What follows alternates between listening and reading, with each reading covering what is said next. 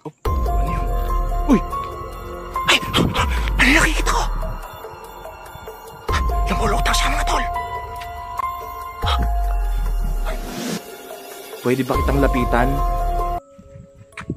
Mga tol, magandang gabi po sa atin lahat. Ako nga po pala si Beams Ghost TV, muli pong nagbabalik. At sa gabing ito ay nandito po tayo sa isang simenteryo kung saan ay mararamdaman mo po ang malakas na hangin ngayon at lamig dito sa aking paligid. At andito po tayo dahil i-explore po natin ang puntod po na bagong libing po kung saan ay pinuntahan po natin ito ng araw. Ngunit hindi po tayo natuloy na pumunta dito dahil may nakita po tayo noon na magjowa po na hindi po inaasahan na meron po silang ginawang kababalaghan at yun po ay hindi na po natuloy. At ngayon po i-explore po natin ng gabi dahil ang kwento po dito ay meron daw po na nakakita po dito sa kanyang puntod. Alamin po natin kung gaano po ito katotoo. At ngayong gabi mga tol ay sana po ay wala po sa atin mangyayaring masama sa bidyong ito. At sana po samahan nyo po ako hanggang sa dulo ng bidyong ito. At hindi na po natin patatagalin ang bidyong ito. Let's go!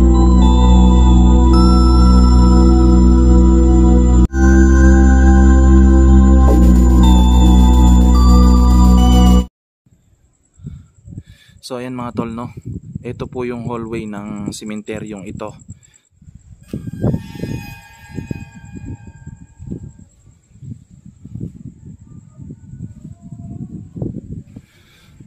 Lalaki po mga tol ng mga simenteryo dito at magaganda po ano, pero mga tol sobrang lamig po at sana po ay wag po tayong abutan ngayon ng ulan dito. Oops, may tumutunog mga tol. Hindi pa man mga tol nakakarinig na po tayo ng mga kakaibang tunog po ano, parang nanggagaling po sa bubungan.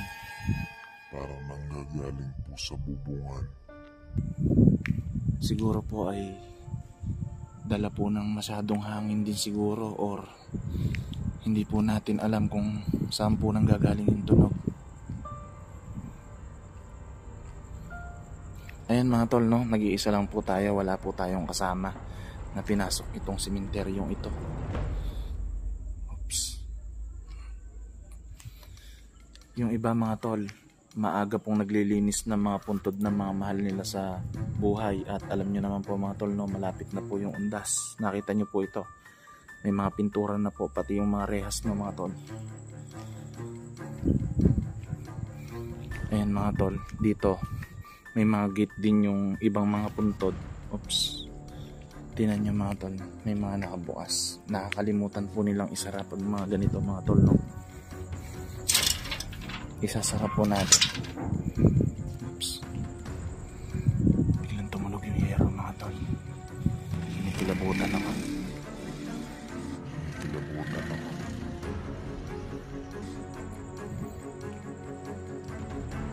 Oops. May mga ilang sasakyan pa po na naririnig na dumadaan dahil kalsada na po yung gawi po na yun mga tol. Dito po tayo pupunta, no? Papasok po tayo sa loob nito dito. Oh, ano yun? Uy! Ay! Ano nakikita ko? Lumulutang siya mga tol. Ay! Pinapagalaw niya yata yung yero mga tol. Grabe, naninikip yung dibdib ko. Saka ba? Mga tol. Ayan mga tol, tinan niyo po.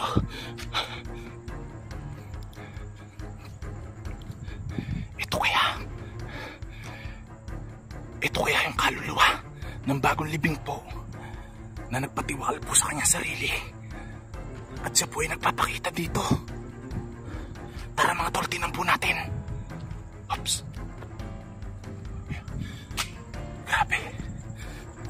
Cos'anti patik pitikte, cos'in ubito nostro presensya ng amor, cos'acra sit melux, non draco sit medux, badereto satana, nam guam suades mihibana, sound malakwelibas, epsibinina, lipas.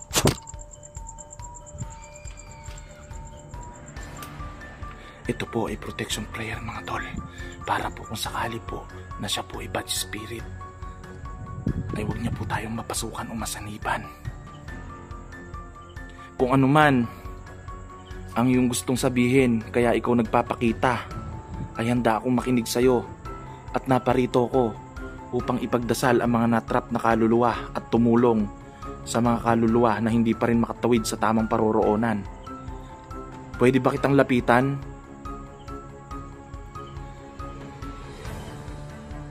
Nakapanglibing ka pa, alam ko na ikaw ay multo dahil sa iyong kasuotan. At hindi ko rin makita ang iyong kawangis ng muka. Sige, lalapitan kita ngayon. Mga tol, lalapitan po natin. Ayan siya mga tol. Nakalutang siya mga tol. Para mga tol. Usok, ops. Wala siya mga tol. Nawala po siya.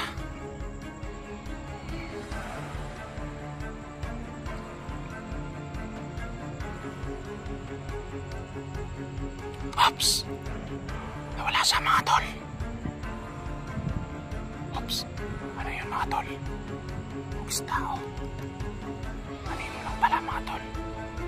Dito ko siya nakita kanina. Nakalutang siya. Dito po sa gawin na to.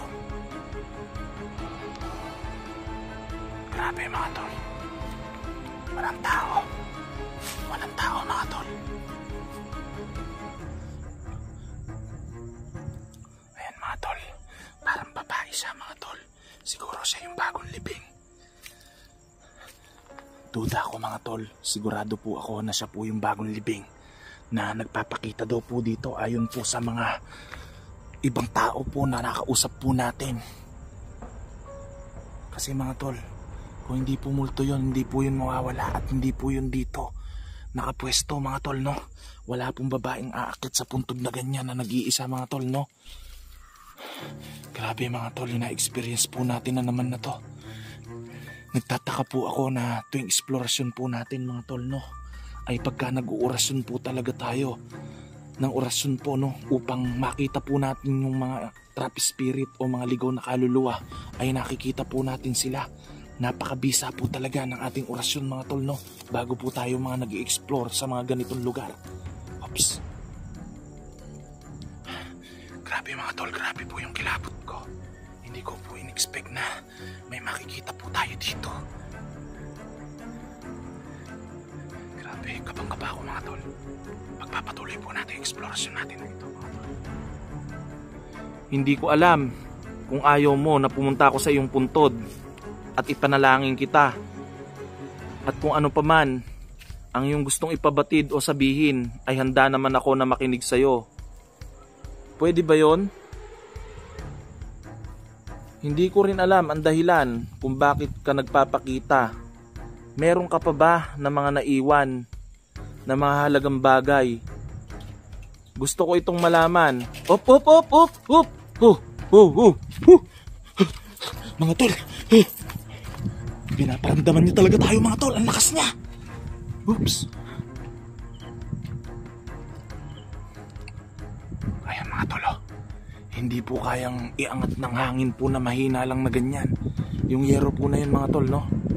Tara mga tol dito. Layo tayong konti. Parang galit po siya sa atin mga tol. Grabe. Saan na ba tayo mga tol? May daan ba dito palabas? Pwerbati po, ako po ay nag-i-explore lamang. At wag po kayong magagalit sa akin. Lahat po ng naririto ngayon na elemento man po o maging trap spirit. Oops. May nararamdaman po ako dito sa paligid.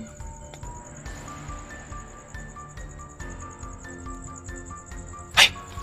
Ang bilis niya mga tol. Tama ba nakita ko? Ikaw ba yan? Ikaw ba yung bagong libing na ayon sa mga tao ay nagpapakita dito sa sementeryong ito? At ayaw mo ba na puntahan ko ang iyong puntod? Kaya ka nagpapakita? O may gusto ka lamang na sabihin o ipabatid sa akin o sa mga nagpupunta dito? Malamang mga tol, no, ay may gusto po siyang sabihin. Siguro po may naiwan po siya na mahalagang bagay, no? Kaya po siya nagpaparamdam at nagpapakita. At ganun naman po talaga, no? kung minsan po ay may gusto pa po siyang gawin, no, na mahalaga na biglaan po ang kanyang pagkamatay, kaya po hindi na niya ito nagawa at gawa po ng ayun, nagpapakita po siya at biglaan po, no, hindi po niya matanggap. Oops. Ano yun mga tol, may box pa po dito sa loob. Ayan mga tol. So ayan mga tol, dulo na po ito. Babalik tayo dito. Dito natin mga tol nakita. Dito po mga tol, wala naman tao dito. Doon sa gawin na yung mga tol, no, maliwanag na po at may mga nakasindi na rin po mga kandila. Gawa po ng malapit na po mga tol mag-undas. Oops! Nararamdaman kita, nandito ka lang sa paligid. Pwede bang magpakita ka ulit? O magparamdam? Pwede bang gumawa ka ng ingay? Hop! Ayun mga tol. Pagka sinasabi kong gumawa ng ingay mga tol, no, yung bubungan po doon, no, inaangat po talaga. Ayan, nabibidyohan po natin. Wala po mga tol tao yan, ha. Inaangat talaga yung yero. Dito tayo dadaan mga tol, no. Isa na po yan babala na wag na po tayong dumaan doon dahil nagagalit po siya. At kailangan po yung mga ganyan po ay respeto po natin, no, mga tol. Aakyat po tayo dito. Dito po. Makikiakyat lang po. Hop. Grabe kilabot ko mga tol. Tara na mga tol. Huwag po kayong mag-alala. Huwag po kayong susunod at mag-iiwan na lang po ako ng panalangin sa sementeryong ito. At kung ikaw man po, yung bagong libing po na nagpapakita dito, ay handa po ako na tumulong sa pamagitan po ng pananampalataya para makatulong po sa iyo. May nararamdaman ako mga tol na mga kakaibang yapag mga tol, no? Mga footstep, no, mga tol, no? Ayan mga tol, kailangan po alerto tayo. Op, may mga yabag akong naririnig sa paligid kahit na maliwanag dito. Alam ko na ikaw yon at lihim mo lang ako na sinusundan. Para may mga naririnig ako ng mga yabag-yabag.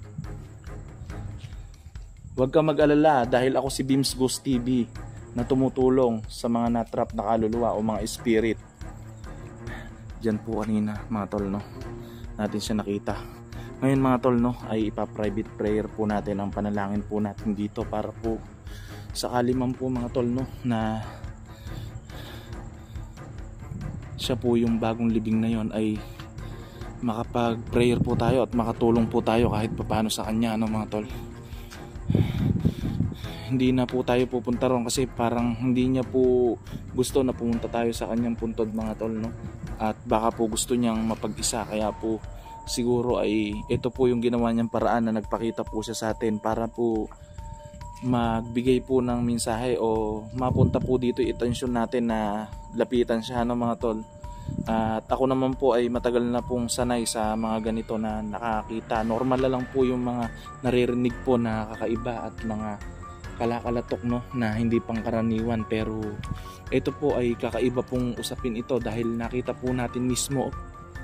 So ayan po mga tol, no, nakakatindig balahibo po yung eksplorasyon po natin sa gabing ito. At nag-iisa lang po tayo na nag-explore po dito at sanay naman po tayo na mag-explore po na nag-iisa lang. At siguro po ay mag-uundas po kasi ngayon, kaya po talagang pinakitaan tayo talaga ng dito ng bagong libing po na pupuntahan natin. At yun naman po ang pakay natin na puntahan, no, at upang makatulong po sa mga natrap na kaluluwa kung meron man po dito. At yung pong nagpakita sa atin ay sigurado po ako na hindi pa po nakakatawid sa tamang paroroonan ng kanyang kaluluwa, kaya po nandito pa siya hanggang ngayon.